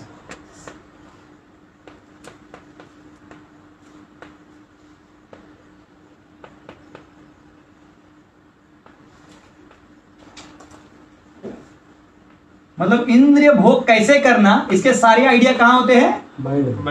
ये मन में होते हैं। बात समझ में आया? इंद्रिय में क्या होते हैं? प्रवृत्ति होती है। उसका आइडिया प्लान कहां बनता है? मन में। ये मन बड़ा दुष्ट है, ये जहां स्विच हो गया हो गया। फिर वो कहते हैं और बुद्धि जो है ये कैपिटल है। ये क्या है? राजधानी। क्या है? कैपिटल। ये प्रोपेंसिटी का कैपिटल, इतने समझ लो सब कुछ। ठीक है, तो आपको गेम समझ में आया? क्या समझ में आया? आत्मा है। ठीक है, इस आत्मा को थोड़ा अच्छा डायग्राम बना देते हैं। ये आत्मा है, दिव्य आत्मा। ठीक है, ये दिव्य आत्मा है। दिव्य आत्मा को क्या हुआ? ये अहंकार से इधर आइडेंटिफाई करने से उसको एक खेल खेलना पड़ेगा। यहाँ छोड़ दिया उसने, अब यहाँ खेल रहा है। तो इंद्रिय जो है प्रोपेंसिटी से भरे हुए हैं। सेंस ऑब्जेक्ट जो है वो अभी आएगा नहीं, उसको इसलिए रखा है अगले श्लोक में आने वाला, अगले का अगले में आने वाला, इसलिए उसको रखा है। नहीं तो एक ही डायग्राम में सब बताना मुश्किल है। ये श्लोक में इसका और इसका चर्चा हुआ है, बराबर? ठीक है, अभी तक तो समझ में आया? अगला श्लोक लीजिए। कैपिटल मतलब क्या? राजधानी। राजधानी यानी हाँ, मतलब समझिए कि उसके अंदर सारा प्लान का जो ब्लूप्रिंट है, समझ लीजिए एक तरह से। ये क्या है ना, थोड़ा फ्लक्चुएट भी हो सकता है आइडिया। एकदम मतलब वो बना के रखा है गढ़ इसका, ये दिल्ली है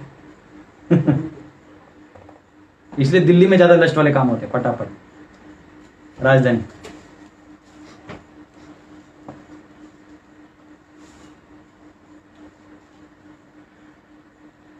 तस्मात् त्वम् इंद्रियाण्यादौ नियम्य भरतर्षभ पाप्मानं प्रजह्येनं ज्ञान विज्ञान नाशनम।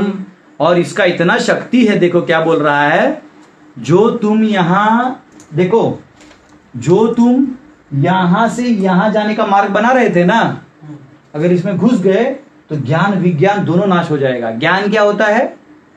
ज्ञान का मतलब होता है जो भगवान के प्रति आपको जितना भी ज्ञान है, आत्मा परमात्मा, मैं कौन हूं, ये ब्रह्मांड क्या है, फलाना डिमका। और विज्ञान है साक्षात्कार। क्या है? साक्षात्कार। तो ज्ञान विज्ञान नाशनम, इतना भयंकर है ये काम। दुष्पुरेण अनलेन च, डेंजरस है ये, एक झटके में भौंक करके मार देगा। और आपको याद होगा पिछले दूसरे अध्याय में क्या कहा था भगवान ने, कि ये एक भी इंद्रिय अगर ले गए तो मन को लेके, अगर यहां से एक भी इंद्रियों पे ध्यान आपने नहीं दिया तो क्या हो जाएगा? मन को लेके वो उड़ जाएगा, दिशा ही बदल देगा। मतलब आप यहां कुछ और चेतना लगे, चेतना घूम करके नहीं और चलेगा। बात समझ रहे हैं? इतना पावरफुल है। दूसरा अध्याय में पढ़ा था ना, निश्चित प्रज्ञ पढ़ रहे थे, नहीं पढ़ा था? तो ऐसा पावरफुल है ये।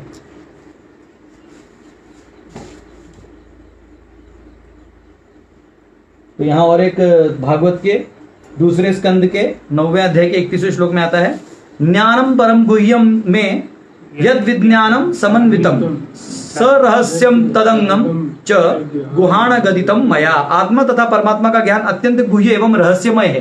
ये बहुत गुह्य और रहस्य है, सबको नहीं पता चलता है। इतना मतलब अनेक जन्मों के बाद आप समझिए उस तीर्थ स्थिति में आप पहुंचते हैं। किंतु जब स्वयं भगवान द्वारा इसके विविध पक्षों की विवेचना की जाती है तो ऐसा ज्ञान तथा विज्ञान समझा जा सकता है। जब आप ज्यादा उसका मंथन करिएगा आत्मा परमात्मा, तब आपको ज्ञान समझ में आता है। और वो कैसे उड़ जाता है? काम वासना। आपको सिंपल उदाहरण देता हूं। आपने वो मूवी देखा है भाग मिल्खा सिंह भाग? क्या देखा उसमें?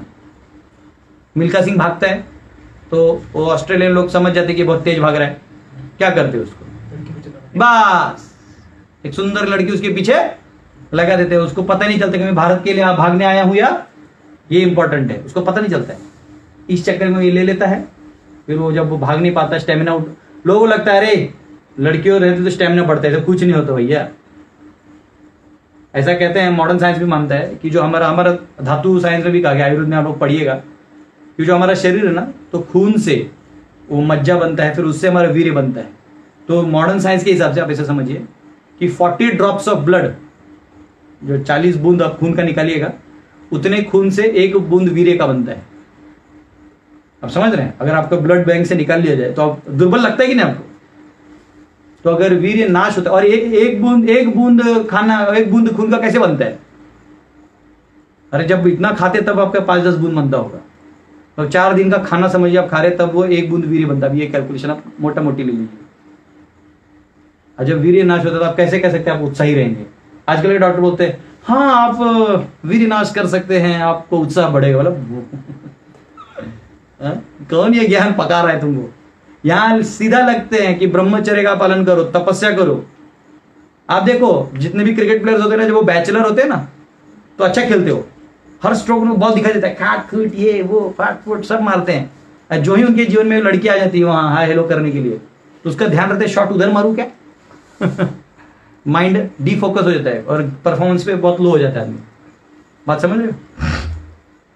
तो ये बहुत ये जो भी गया मेरे क्लास में एक लड़का था, वो शायद 12th में भी अच्छे मार्क्स थे, फर्स्ट इंजीनियरिंग में हमारे ग्रुप बैच में था। क्लास की किसी लड़की पे ऐसी टल्लू हो गया था, वो भी टल्लू दे रही थी, उसको पता ही नहीं चला। उसके चक्कर में वो पूरा ईयर डाउन हो गया। Can you imagine? अपने टाइम का टॉपर, फर्स्ट सेमेस्टर में भी अच्छे मार्क्स आए थे उसको, सेकंड सेमेस्टर में लड़की पीछे ईयर डाउन हो गया, मतलब 1 साल पीछे चला गया। और वो लड़की में हंसते हंसते पास भी हो गई, वो ऊपर चली गई नीचे रह गया। 1 साल उसको उसके बाद निकला डिप्रेशन से निकलने के लिए, उसने उसको डिनाई कर दिया। वाईडी लड़के के साथ कौन घूमेगा ईयर डाउन होने के साथ? तो इसको जागृत होने में और 1 साल लगा। तो सोचो 2 साल इसका ऐसे बर्बाद हो गया। काम रूपेण दुष्पुरेण चाहिए, खींच लेगा, गायब कर देगा। ज्ञान विज्ञान नाशनम, आपने बहुत ज्यादा तपस्या कर लिया है, साक्षात्कार कर लिया, लेकिन यहां आप सजग नहीं है तो क्या होगा? आउट। इतना पावर है। ठीक है। और करना क्या है उनको, तुम्हारा आंख है ही, थोड़ा भी रूप देख लिया खत्म। तो आंखों को मात्र दर्शन करना चाहिए। क्या करना चाहिए? मात्र होता पर दारेशु, पर स्त्री को क्या रूप से देखो, बस खत्म। चरणों में गिर जाओ। तो माता जी बोली मेरे लिए कैसे है, जैसे हम लोग मराठी में कहीं भी प्रीचिंग करते हो आई बोलते हैं, आई का शायद तुम्हें, उसका दो फायदे हैं। एक तो मात्र दर्शन भी हो जाता है, आई बोलने से डोनेशन थोड़ा ज्यादा आता है मजाक कर रहा हूं। तो ये दर्शन हमारे अंदर आना चाहिए, ये विजन हमारे अंदर आना चाहिए, समझा? करुणा का विजन होना चाहिए, कंपैशन का विजन होना चाहिए, तब आपको प्रॉब्लम नहीं होगा। भूख का विजन आ जाएगा तो क्या हो जाएगा? ज्ञान विज्ञान नाशान। तो भले भले इस रास्ते पे पतन हो जाते हैं, गिर जाते हैं, क्योंकि ये इतना पावरफुल चीज है। क्रोध आपको हो सकता है पतन करे ना करे, भोग या ज्यादा लोभ भी आपका इतना पतन करता है, लेकिन इतना नहीं कर सकता है जितना काम कर रहे। काम इतना सूक्ष्म बाण मारता है ना, खोजते खोजते आप परेशान हो जाइएगा।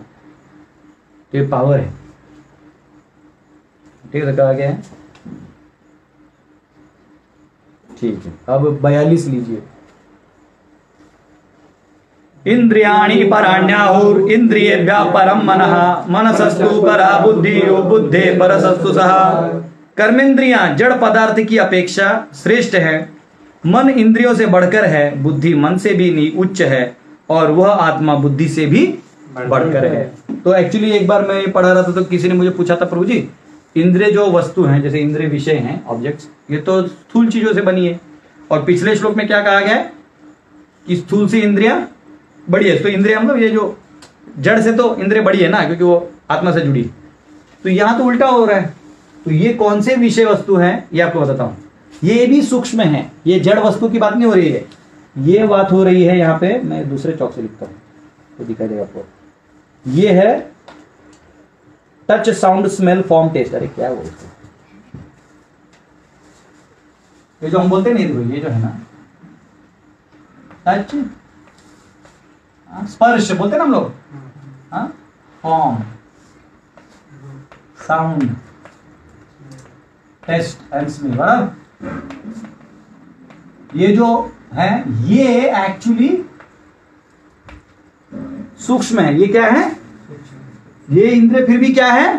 स्थूल है। ये उनके अंदर होने वाले ये ऑब्जेक्ट्स की बात हो रही है, फिजिकल ऑब्जेक्ट की बात नहीं हो रही है। अब वो क्या कह रहे हैं? इंद्रियों से बड़े क्या है? मैं ऐसा करता हूं, क्या बड़े हैं? मन, इंद्रिय विषय। 42 पढ़ रहे हैं। हाँ। क्या पढ़ रहे हैं? कर्म इंद्रिय जड़ पदार्थ के अपेक्षा श्रेष्ठ। देखो, working senses are greater than dull matter. ये जो इंद्रिय हैं ये किनसे बड़े हैं? Dull matter. Dull matter. Dull matter यानी जड़ पदार्थ। जड़ पदार्थ, जो डेड पदार्थ है, पत्थर वत्थर, इनको में से ये क्या है? बड़े हैं। इनसे बड़े क्या हैं? इंद्रिय विषय बड़े हैं। इंद्रिय विषय बड़े, इंद्रिय विषय से क्या बड़ा है? मन। मन से बड़ा क्या है? बुद्धि। बुद्धि से बड़ा क्या है? आत्मा। सह, कौन? आत्मा। अब इसमें क्या है? ये तो मैंने इधर लिख दिया, इसका मैं थोड़ा इधर लिख दूंगा। क्या करूंगा? इधर लिखूंगा। तो अभी ये जो आएगा, ठीक है, तो इसको थोड़ा सा हम लोग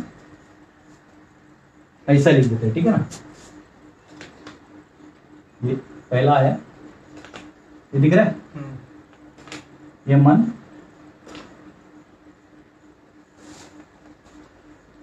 ठीक है। आगे दिख रहा है, एरो में व्हाइट से लिखता हूँ क्या? नहीं ठीक है, लेकिन एरो तो दिख रहा है ना, कम से कम उतना तो दिख ही जाएगा। तो यहां कहा गया है, कठोपनिषद भी आएगा, देखिए पढ़िए। तो कठोपनिषद में कहा गया है 1:3-10 में कहा गया है, 1:3-10 में कहा गया है, इंद्रियेभ्यः परा ही अर्थेभ्यश्च परम मनः मनसस्तु परा बुद्धि बुद्धे आत्मा महान परः। यहाँ आत्मा को महान कहा गया है, ठीक है। तो यहाँ ये वही चीज हम अच्छे समझेंगे, बस यही रिपीटिशन इतना याद रखिए अभी, ठीक है। इसमें बहुत ज्यादा पॉइंट्स हैं। तो कहा गया है mind acts as dream even when senses are inactive. जब भी इंद्रिय इनएक्टिव हैं तो क्या करता है? माइंड क्या करता है? Acts as dream. जो ये सपना दिखता है, क्या दिखता है? ये सपना देख सकता है। जब आपकी इंद्रिय क्या होती हैं? शांत होती है, तो मन सपना देखता है कि नहीं? तो इसलिए कौन बड़ा है? मन बड़ा। इतना समझ में आया? अब वो कहते हैं सेंस ऑब्जेक्ट्स जो हैं, कौन से सेंस ऑब्जेक्ट्स? ये सूक्ष्म है। ये क्या है? सूक्ष्म है, इसलिए ये स्थूल से बड़े हैं। समझ में आया? समझ में आया? अब वो कह रहे हैं मन जो है वो इंद्रियों से बड़ा क्यों है? मन अब इंद्रियों से भी बड़ा माना गया। क्यों? You root of action of senses, क्योंकि सारे इंद्रियों के मूल जड़ ये है, root of action of senses. सभी इंद्रियों का जो कारण का मूल कहां से चालू होगा? जब पहले मन में आएगा तब ना खाइएगा। जैसे आपको मन में है कि मुझे खाने की इच्छा है, तो आप फिर जाइएगा ना खाने के लिए, या आपको खाना दिख गया, तो दिखने से कुछ नहीं होगा, अंदर मन में इच्छा भी होनी चाहिए, नहीं तो फिर आप नहीं खाइएगा। तो root of action of senses क्या है? मन है, इसलिए वो इंद्रियों से भी बड़ा है। इंटेलिजेंस, अभी मैंने क्या किया है, जो जितने आचार्य हैं, विश्वनाथ ठाकुर, बलदेव विद्याभूषण और प्रभुपाद, तीनों का मिला के बना हुआ डायग्राम, ठीक है ना? मतलब कहीं कुछ प्रभुपाद ने लिखा है, कुछ उन्होंने लिखा है, तो मिला के मैं सब कंपाइल करके आपको दे रहा हूं कारण, क्योंकि हर कारण प्रभुपाद ने नहीं दिया और हर कारण उन्होंने भी नहीं दिया, सब मिला के जो बना हुआ है वो हम दे रहे हैं, ठीक है? ये बना, ये मास्टर चीज रहेगा आपके पास। फिर बुद्धि जो है मन से बड़ा है। क्यों मन से बड़ा है? मन का स्वभाव है संकल्प विकल्प और विकल्प। ये क्या करता है? संकल्प लेता है और विकल्प लेता है। नहीं चाहिए, हाँ चाहिए, मुझे आज ही चाहिए, बिल्कुल नहीं चाहिए, ये छोटे बच्चे जैसा है। लेकिन बुद्धि क्या है? डिसिसिव है। बुद्धि क्या है? डिसिसिव है, डिसीजन लेता है। कहां के बुद्धि? ये रहा, डिसिसिव भी है। और एक चीज है, और क्या है कि confirmation of sense enjoyment in sense object. ये थोड़ा लिख के रखो अच्छे से इंग्लिश में, कंफर्मेशन ऑफ एंजॉयमेंट, ये इंग्लिश में लिख रहा हूं, मतलब उस विषय वस्तु में आनंद है, इस विषय, इस इंद्रिय के लिए, इसका कंफर्मेशन कौन देता है? बुद्धि देता है, मन नहीं देता। मन चाहिए, लेकिन उसमें है कि नहीं, ये बुद्धि बताता है। जैसे गुलाब जामुन है, आपकी इंद्रिय को टेस्टी लगेगा, कंफर्मेशन आए तब खाते हो, मन बोलेगा खा लो, मन बोला मत खाओ, लेकिन बुद्धि क्या करता है? और enjoyment of senses in sense object. समझा क्या?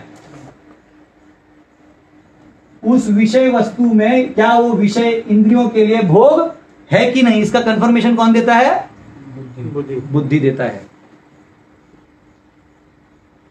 अच्छा, जीव जो है वो बुद्धि से भी बड़ा माना जाता है। क्यों? क्योंकि जीव ही एक्सपीरियंसर है। मतलब जीव जो है वो अपनी इच्छा से एक्सपीरियंस कर रहा है ना, इसका जो डिजायर है, हाँ, और जो एक्सपीरियंस है, रूट ऑफ एक्सपीरियंस बोल सकते हैं। यंत्र रूढ़ानी माया, उस यंत्र को यही खेल रहा है ना, इसलिए उससे बड़ा। ये बोलकर नहीं खेलना है तो ये सारा बंद हो जाएगा, देखेंगे हम लोग, ठीक है?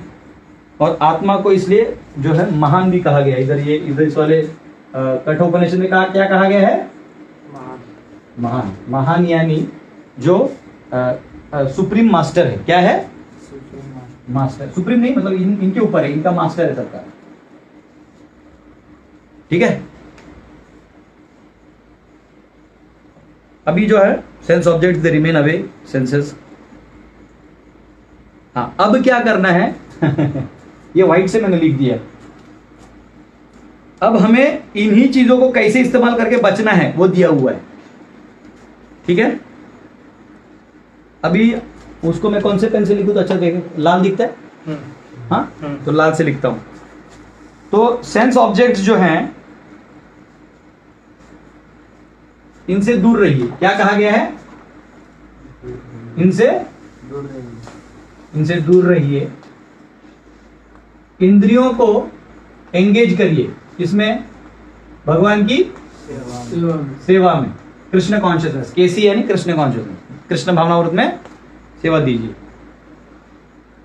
क्योंकि इंद्रिय जो हैं वो अगर भावना वैसे करिएगा तो उनका हालत कैसे हो जाता है? जैसे सांप का दांत तोड़ दिया जाता है ना, तो विषैला नहीं बचता, वैसे वो हो जाएगा। तो इसे लिख दीजिए सर्पेंट विद ब्रोकन फैंग्स। फिर ये क्या बचेगा, serpent with broken fangs. Time क्या हुआ? हाँ हाँ 50 हुआ है ना, मुझे लगा 50 नहीं, मैं टेंशन में कंक्लूजन ही मारने वाला था। हाँ, मन क्या है, mind become stronger and control senses. मन को क्या करिए, इसको स्ट्रांग बनाइए, क्या करिए, स्ट्रांग बना के कंट्रोल सेंसेस। क्या करिए, मन से आप इंद्रियों के ऊपर कंट्रोल कर सकते हैं। बुद्धि से क्या करिए, आप अपने मूल स्वरूप को जानने का प्रयास करिए। सीक योर कॉन्स्टिट्यूशनल पोजीशन, ठीक है, जो आपका मूलभूत अस्तित्व है उससे समझने का प्रयास करिए बुद्धि से।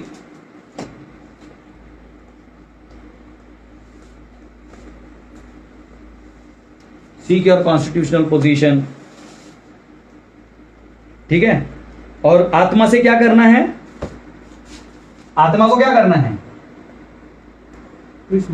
सरेंडर टू भगवान को सरेंडर कर दीजिए, उसका सॉल्यूशन है।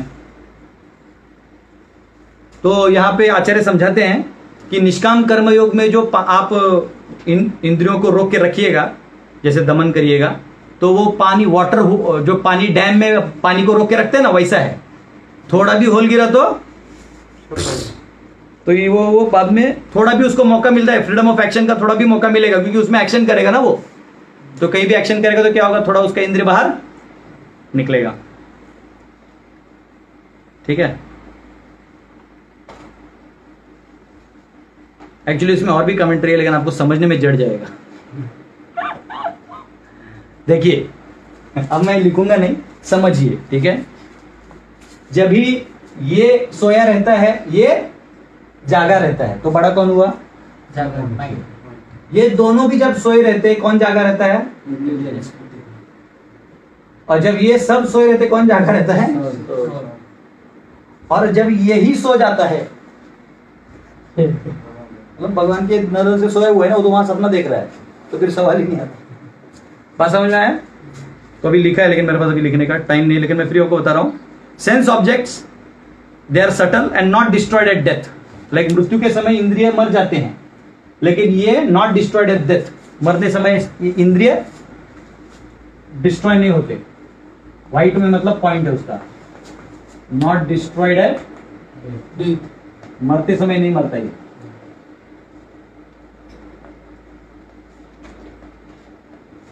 नॉट डिस्ट्रॉयड एट डेथ, मरते समय नहीं डिस्ट्रॉय होता। माइंड जो है सेट सेंसेस इन मोशंस ड्यूरिंग अवेक स्टेट। जब मन जो है अवेक होता है, जागा होता है, तो इंद्रियों को काम में लगाता है, और जब मन सो जाता है तो क्या होता है, इंद्रिय भी सो जाता है, मतलब ये रूलर है, ठीक है, समझिए। वो तो हमने पहले लिया। बुद्धि जो है वो निश्चय है, यानी मन के संकल्प विकल्प के परे है, वो हमने लिख दिया है। और आत्मा जो चित्त स्वरूप है, ये खुद ही नॉलेज है। ये क्या है,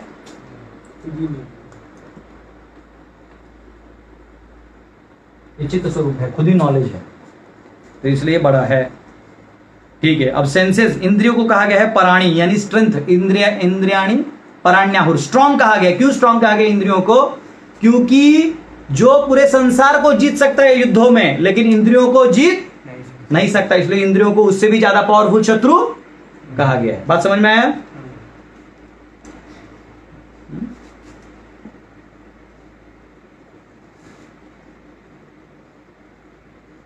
ठीक है। Intelligence not destroyed ever in deep sleep, ये सोल एग्जिस्ट व्हेन इंटेलिजेंस, ठीक है। तो ये मैं आपको anyway जब भेज दूंगा तो आपको समझ में आ जाएगा। Therefore soul after conquering senses mind intelligence can conquer lust। तो जब आत्मा इन सब को कॉन्कर कर लेगा, तब वो कह सकता है कि मैंने काम को किया है। तो कॉन्कर कैसे करना है, इनको इंद्रियों को सेवा में लगाना है, इंद्रिय विषयों से दूर रहना है, अनुभवों से, और मन को स्ट्रॉन्ग करते हुए उसको कंट्रोल, सेंस को कंट्रोल करने में लगाना है, बुद्धि को आत्मा के ज्ञान में लगाना है, और आत्मा को भगवान की सेवा में, तब आप एकदम मुक्त हो जाइएगा। ठीक है, लास्ट वाला श्लोक खोलिए 43। एवं बुद्धे परम बुद्ध्वा संस्तभ्यात्मनम आत्मना जहि शत्रु महाबाहु काम रूपम दुरासदम।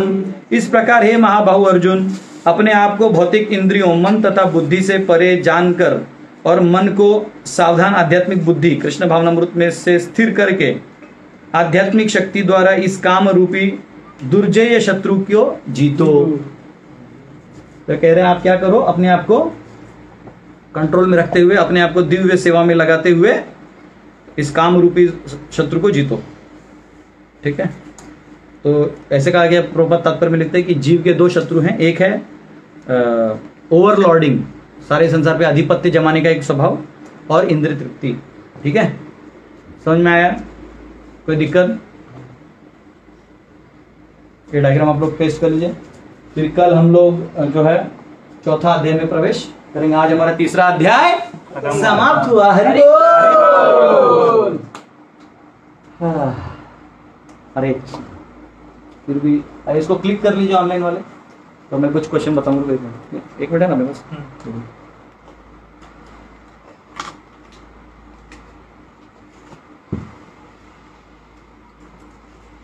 तो हरे कृष्ण, आप सबको बता दूं कि जो एग्जाम होने वाला है वो उसी शेड्यूल डेट पे, शेड्यूल टाइम पे होगा।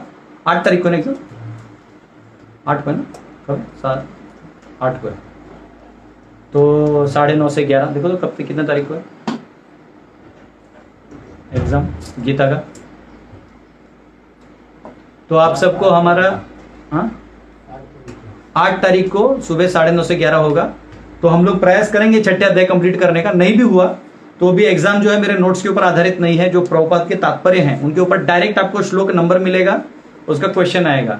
तो आपको लिंक आएगा हमारा, जो जो डिवोटीज हमारे साथ रजिस्टर्ड हैं, आप रजिस्टर्ड नहीं हैं तो आपको रजिस्ट्रेशन करना होगा एग्जाम सर्टिफिकेशन के लिए। उसका नंबर क्या है, हमारे गैट का नंबर 9142217354, बराबर। एक बार कंफर्म कर लेता हूं, देखो गैट के नंबर पे आप रजिस्टर कर सकते हैं मैसेज भेज के। हाँ, वो आपको एक फॉर्म भेजेंगे, वो फॉर्म भरना होगा तब आपको, और आपको हमारा गैट का ये जो रजिस्ट्रेशन नंबर है सेव करिए, तो आपको हमारे 9142217354। गुरु जी रख लिया मैंने, 941422175354। इस नंबर पे आप व्हाट्सएप कर सकते हैं। तो उससे क्या है, आप हम और वो नंबर आप सेव करके भी रखिए, गैट नंबर करके। उससे क्या होगा कि जो ब्रॉडकास्ट से आपको मैसेज जाएंगे, आपको ऑलरेडी रजिस्ट्रेशन कोड आ चुका होगा हमारे एग्जाम का। तो फॉर्म, आपको एक फॉर्म लिंक दिया जाएगा, आप अपना हिंदी खोलना है तो हिंदी खोल दीजिएगा, इंग्लिश खोलना है तो इंग्लिश खोल दीजिएगा। ऊपर में गैट का नंबर, आपका जो रजिस्ट्रेशन नंबर है वो लिखना है, बस आपको नाम पता कुछ नहीं लिखना है, रजिस्ट्रेशन नंबर लिखे। ABCD टाइप 100 क्वेश्चन है बस आपको, और एग्जैक्ट नंबर भी दिया हुआ है, लाइक 1.1 का क्या क्वेश्चन है तो दिया हुआ है, तो वो खोल के आप डायरेक्ट आंसर उधर क्लिक करके रख सकते हैं। फॉर्म भर देना है और 12:30 बजे आपको रिजल्ट आपको ऑनलाइन में ही उधर से मिल जाएगा और हमको यहाँ रिजल्ट मिल जाएगा। इसका और डिटेल में बाद में बताऊंगा, तो इतना चिंता मत करिए। आने वाले समय तक हम छठे अध्याय खत्म करने का प्रयास करेंगे। हरे कृष्णा। श्रील प्रभुपाद की जय।